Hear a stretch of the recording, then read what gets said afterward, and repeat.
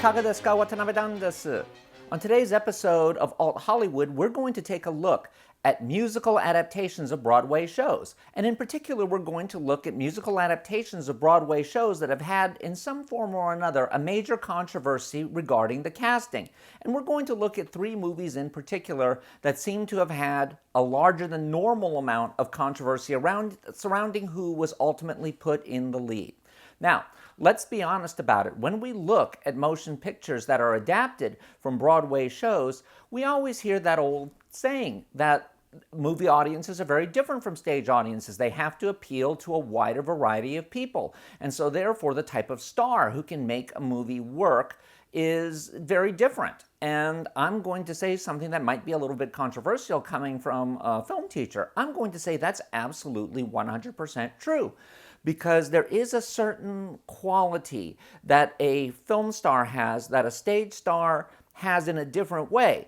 And sometimes that quality is not transferable at all.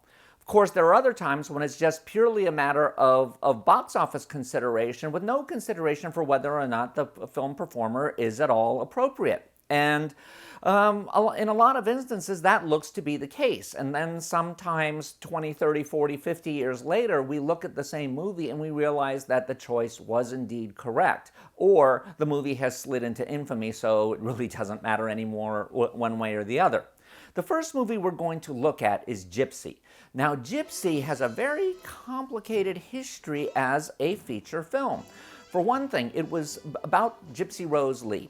And in a way, it was not appropriate subject matter for a movie at all. It's about an abusive mother who will do anything to see her children become stage stars because she herself never got an opportunity to really shine in that way.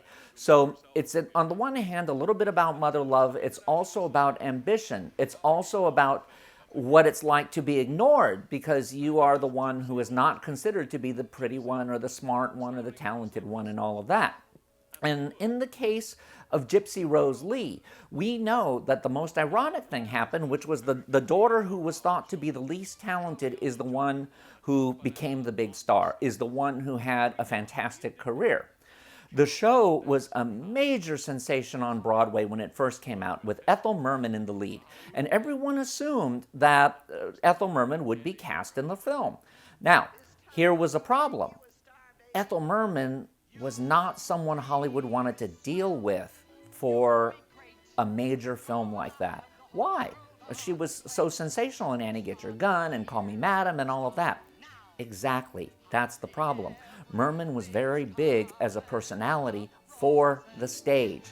And as a big personality, especially one who was big for the stage, she had a certain manner, she had a certain presence that many considered to be almost offensive. And there was no better key to that than to look at some of the feature films she had done up to that point. Now, this was way before Merman would learn how to mock herself in something like It's a Mad, Mad, Mad, Mad World. But if we look at some of the films that she had made, particularly during the 1950s, we have 2 in particular that led us to suspect that she would not be the right person for a feature film. The first of these was an adaptation of her Broadway hit Call Me Madam. Now, Merman is interesting in the film adaptation, but she's not good. And it's because she can't get over her ability to be a stage presence. For example, during one of the film's signature numbers, You're Not Sick, You're Just in Love, Merman sings directly to the camera. She's singing to Donald O'Connor, but the actual enactment is her standing with her feet planted and singing out to the camera, not to the person she's singing with. It's almost as if Merman didn't realize that on the big screen, you can't try to hog the stage space because you're already going to hog it in terms of your physicality and it being 40 feet tall. And then we look at something like There's No Business of Show Business, which had been a disappointment for Fox and which had been particularly criticized for Merman's blousy performance, where she was almost a vaudeville caricature. It was something where everyone said, okay, you know what? Yeah, Ethel's great on stage. She's not going to work on the film. So the challenge became, who were they going to cast? And they ended up casting Rosalind Russell, who was in her own way equally miscast. Now, Rosalind Russell was terrific in Mame and in pretty much every movie she's in. You either like her or you hate her, but as a personality, she's fits the film screen. Now, in Gypsy, she's very miscast because when we think of Rosalind Russell, we do think of a more sophisticated person, whether she's Hildy Johnson in His Girl Friday, or she's Craig's wife, or she's in The Woman, or she's in Auntie Mame in particular, where she's from the upper class, and yet she's playing Rose Havoc, who's from the gutter, and she's only surviving by willpower and ambition. Now, Russell could convey that, but Russell did not have the maniacal warmth that was also necessary for the character. And yes, we understand why people will run away from her, but we don't understand why anyone would stay, particularly the Carl Malden character, Herbie, her kind of schmoozy guy who finally can't take her anymore when he sees just how pathological her obsession with success is, when she's willing to put her eldest daughter out as a stripper in order to be able to say she ended up at the top of the bill. So Gypsy, in terms of its central performance, even today remains a little bit troubling because Rosalind Russell, as much as she gives it the college try, just isn't right for that role. But Gypsy today is a worthwhile film. And it's because this is the only version of Gypsy where the person who plays Gypsy Rose Lee upstages her mother. And who's that person? It's Natalie Wood. And Natalie Wood, even though she would eventually become the Harvard Lampoon Movie Worst Award name for their annual statuette, nevertheless has star presence and star persona.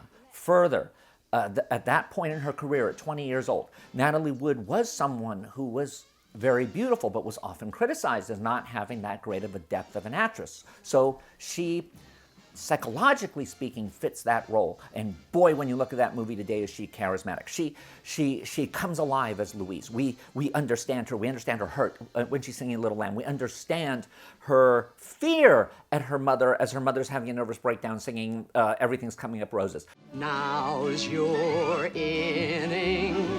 Stand the world on its ear. Set it spinning. That'll be just the beginning. And we sympathize with her when she's forced on stage. And we share in her surprise when she realizes she really is beautiful. Mama? I'm pretty. I'm a pretty girl, Mama. She really is good. And we cheer her. And all we need to do is look at the Bette Midler remake that was done in the 90s to see the difference between having a Louise, a Gypsy, who is memorable as opposed to one who is just merely there as a support to the diva performer. And that's really what makes this version of Gypsy worthwhile today. The second film we're going to look at is My Fair Lady. Now, in the early 60s, My Fair Lady was the biggest thing on Broadway. It was going to set a record for the longest running Broadway show. And in the process of setting the record for the longest running Broadway show, it became clear that you needed someone special to be the lead in it, to play Eliza Doolittle. Now, Rex Harrison had always been a likable actor and had been very popular. And had been very good. So there was no reason to not put him in as Henry Higgins. But there was no way you could have someone who was kind of on the B team the way Harrison was when you were spending so much money. Remember that the rights to My Fair Lady were approximately $50 million in today's money. So this was something where you couldn't fool around with someone like Julie Andrews, as great as she was. She was still a newcomer. And so Jack Warner decided to go with what was considered to be the safe choice of Audrey Hepburn. Now, the condemnation of Warner was so extreme. The decisions that were made were so about that were so extreme that the movie went out of the gate on a wave of bad publicity. And this is a shame because, yes, Audrey Hepburn does not do that well during the early scenes. I mean, Audrey Hepburn is who she is. She's someone who went from living in a garret to being the very exemplification of style and glamour. So here you have someone who's a major force of nature on her own, but yet, even though she lived in poverty, you never quite believed her when she ever played somebody who wasn't wealthy, who wasn't sophisticated. Don't be so saucy. You ain't heard what I come for yet.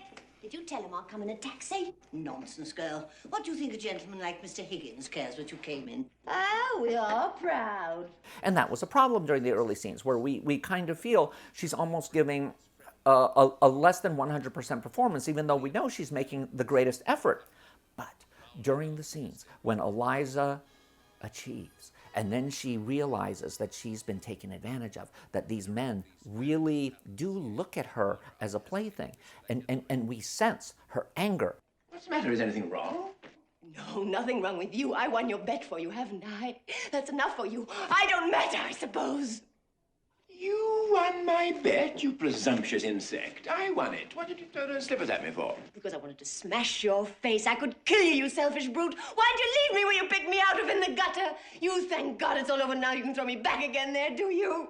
Boy, is Audrey Hepburn good there. I can't imagine, it was unfair perhaps, but I can't imagine Julie Andrews being any better in that part. And in fact, I can't imagine her being anywhere near as good. But because Hepburn captures that, and Hepburn captures that transformation from wren to swan. My aunt died of influenza, so they said. But it's my belief they done the old woman in. Audrey Hepburn wasn't even nominated for Best Actress. And this was the year that Julie Andrews won the Academy Award for Mary Poppins. And certainly we know that everyone must have thought, oh, wow, boy, did Warner Brothers make a mistake. I don't think so. Because realistically speaking, had Julie Andrews been in My Fair Lady, she would have never been able to be in Sound of Music. And I think that her performance in Sound of Music is actually even more iconographic. And here's where we see the pettiness of Hollywood. Hollywood can be just sons of bitches, if you know what I mean. Because what they did in the '64 Academy Awards, they made sure that Audrey Hepburn was there presenting awards. And Audrey Hepburn, graceful as she is, agreed to do it. And we have lots of publicity photos from photographers who we know were just salivating at the fact that the two women were going to be up there on the stage at the same time. And both of them behaved perfectly. My Fair Lady was exactly the right title for all of that. Now, seen today, My Fair Lady is run perhaps way too often on TCM. And in its own way, it's a beautiful film from a production design standpoint, from a directing standpoint. George Cukor does a good job, and certainly it would have been fun to see what was going on behind the scenes when he and Cecil Beaton were having their all-on war with each other. But the film is cold. It doesn't come to life. It's pretty. It's formally perfect, and yet we're not emotionally involved. And at 170-something plus minutes, you feel its length. And of course, there's also the ending, which was considered controversial in all the publicity, which said, oh, well, George Bernard Shaw would never approve this ending. I washed my face and hands before I come, I did.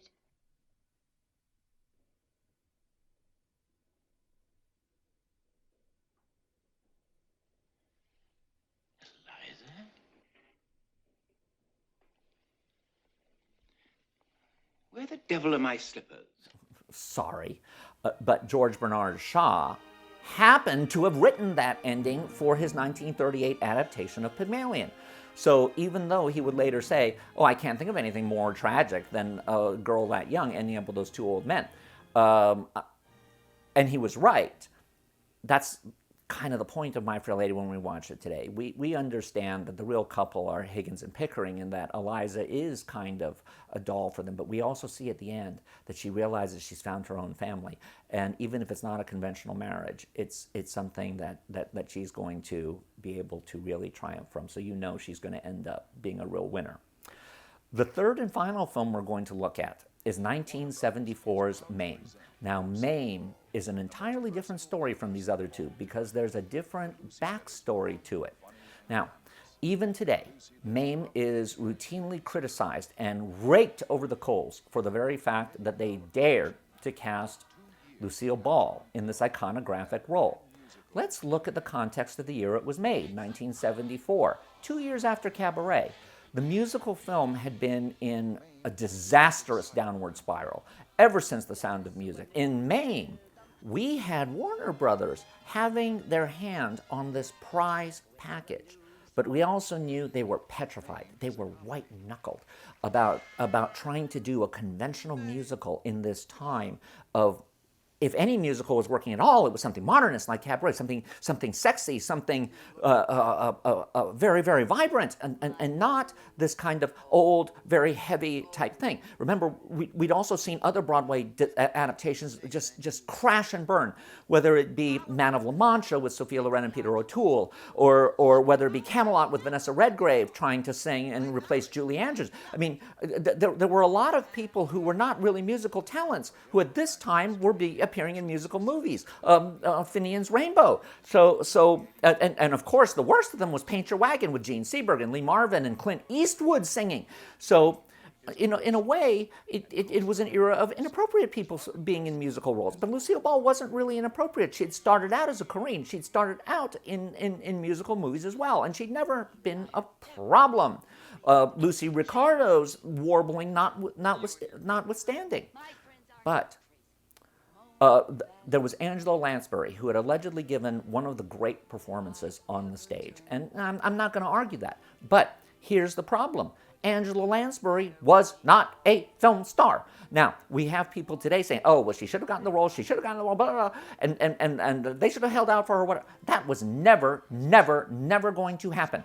Angela Lansbury was a supporting player, no matter how great she was in Gaslight, in Long Hot Summer, in Blue Hawaii, in Manchurian Candidate. She was not a lead. Now, today, on the other side of Murder, She Wrote, yeah, maybe she could have handled it, but she wasn't that at that time. In fact, she was coming off of Bedknobs and Broomsticks, which had been a disappointment for Disney. So why would they take a big asset like this and put her in it? Now, there was something else going on at this time. Lucille Ball and Desi Arnaz had just sold Desilu for an unprecedented amount of money and had been hated by Hollywood. In fact, Lucille Ball and Desi Arnaz as a production team had been hated for a long time by most of the entertainment establishment because they bucked the trend, whether it be insisting that Lucy and Desi be a married couple in I Love Lucy and then turning it into a hit show, and turning it into something that created the whole rerun phenomenon on TV and shooting on film and all that, and then doing iconographic shows like The Untouchables and Mission Impossible and Star Trek. So when they sold Desilu to Paramount, thereby uniting that lot into one piece, thereby pulling full circle to Lucille Ball's own life, of having gone from a chorus girl to an executive owning the studio, there was hatred because Lucy and Desi got what the studio was worth, not what the industry thought they wanted to pay for it. So there was bitterness toward them. There was a hatred to this Cuban and this bitch woman. So when the movie started having the least bit of conflict, it's almost as if the town and all of the press descended on it en masse like locusts and attacked the film. Yes, it is old-fashioned. Yes, it might be out of step with hip Hollywood. But remember, 1974 was also a year of countless nostalgia movies, whether it be The Great Gatsby, whether it be The Sting, whether it be Cabaret. There were Paper Moon, the Last Picture Show. The nostalgia was in the air. So Lucy Mame was not out of step with that. And it actually had a record-breaking opening at Radio City Music Hall. But the vitriol against it was so strong that it never really made the money it should have. Because when you look at Mame today, it's got great production. It's got great supporting players, whether it be B. Arthur. But, darling, if I say that your sense of style's as far off as your youth, it's simply that. Who else but a bosom buddy will tell you the whole stinking truth? After Lucille Ball was dead, would say nasty things about her. Same with Jane Connell. So, those are two people that I think were less nice than they could have been. And so there was a lot of stress on this production. And yes, the second half of it is problematic, but so is the play. When Patrick grows up, he's not cute the way he used to be, and it's problematic in any version. And so the hatred toward it is continuing to today. There is no other movie where every single time it's shown, or every single time that someone says anything about it, it has to be pointed out about how Lucille Ball was too old, how she was shot through filters, how she was unable to dance, which actually, if you look at the main number, she does a pretty good job, especially when you think she's 62 and broken her leg. So the critical hatred toward it is out of line with what the film actually is. The film's actually very good. Lucy's interpretation of Mame is interesting because she's not the sophisticate of Rosalind Russell, nor is she the imported Brit expat that Angela Lansbury was. No. She plays Mame as someone who's a fighter, as someone who, like Lucille Ball herself, is an iconoclast. And who doesn't give up, and who's willing to do whatever it takes. Once she's taken on the responsibility of this kid, she is going to make it work. She was the least person likely to be a good mother, and boy, is she going to be the best mother ever. And we see her being able to do it to multiple generations. I'd say that Mame is a movie that is well worth revisiting today, especially with the new Blu-ray, which you look at it and you go, uh-huh.